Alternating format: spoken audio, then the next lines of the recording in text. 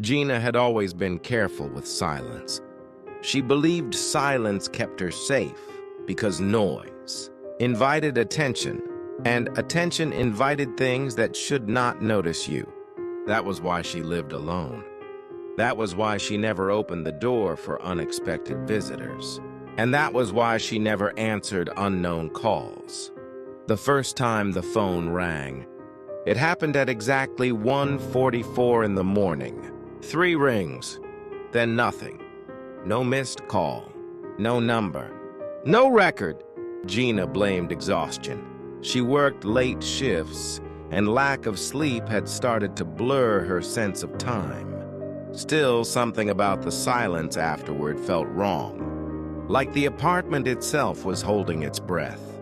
The next night it happened again. Same time, same 3 rings. After a week, Gina stopped sleeping properly. Her body learned the rhythm before her mind did. She would wake up moments before the call, heart racing, eyes fixed on the dark screen of her phone. She never answered. Instead, she changed her number. New phone, new carrier, new beginning. For the first time in days, she slept without fear until the phone rang.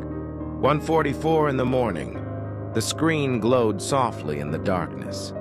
Unknown.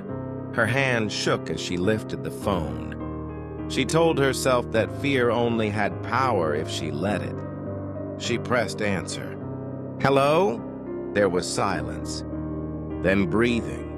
Slow. Close. Too close. Gina! Her blood turned cold. The voice sounded exactly like her own.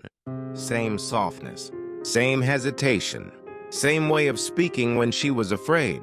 Who is this? She whispered. A low laugh followed. You finally picked up. Gina sat upright, scanning the room. The door was locked. The windows were shut. She was alone. This isn't funny, she said. I know, the voice replied. That's why I waited. Her phone vibrated again. Not in her hand. From inside the closet, Gina froze. The voice continued, calm and patient. I'm already inside your apartment. She hung up and stood slowly, every instinct screaming at her not to move.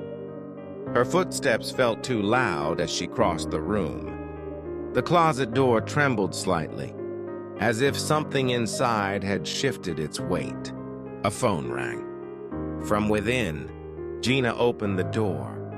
On the floor lay an old smartphone, cracked and dusty, its screen glowing faintly. The call was still active. Caller name, Gina. Her own phone vibrated again. Incoming call. Same name. Her memories began to unravel. When she first moved into this apartment, she had found an old phone hidden behind a shelf. She had assumed it belonged to the previous tenant and thrown it away without a second thought. Someone else's phone. Someone else's voice. The voice spoke again. This place doesn't let us leave alone. You answer, it said softly, and I get to go. Gina backed away, shaking her head. No, I won't. Her reflection stared back at her from the dark mirror inside the closet, but it smiled before she did. That's what I said too, the reflection whispered. The phone slipped from her hand. The call connected. The breathing stopped. The apartment fell silent. The next tenant would move in soon, and at 1:44 in the morning their phone would ring.